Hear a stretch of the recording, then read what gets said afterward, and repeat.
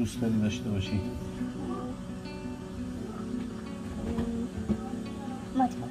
موتور مال خودت باشه؟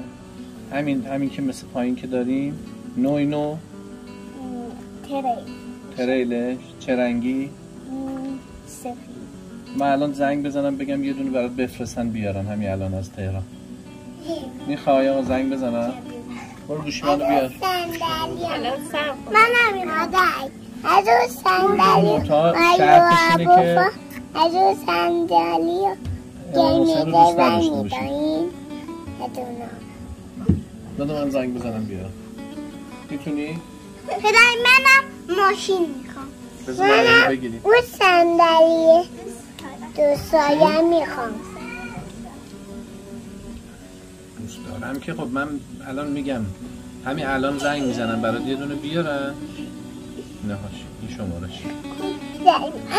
ولی شما به شرط اینی که امام حسین رو دوست نداشته باشی. بدو داره زنگ میخوره. میتونی؟ فکر کن قشنگ فکر. همین الان میگم بیاره. آقا سلام علیکم. حال شما خوب آقا این کویر موتورهای تریلتون رو می‌خواستیم برامون بفرستید میشه. قیمتشو میشه بگی؟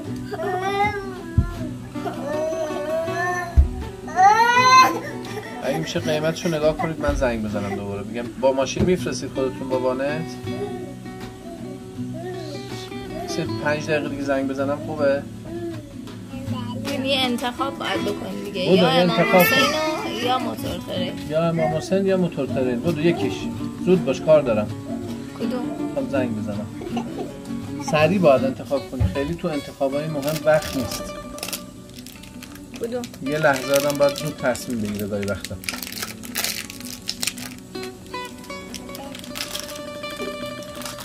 فکر کن از امروز تا آخر عمرت بهت میگن که یه دونه موتور تریل بهت میدیم مال خودت ولی دیگه هیچ وقت دیگه هیئت امام حسین نرو. چرا الان گریه میکنی؟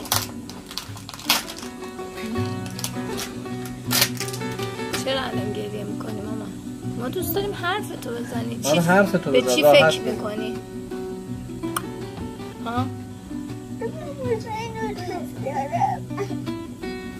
بین من و تو فاصله تنگاتنگ است، در قاب دلم عکس تو رنگارنگ است، در سینه ما هیچ بتی را ندارد، چون کشور دل غیر حسین شاه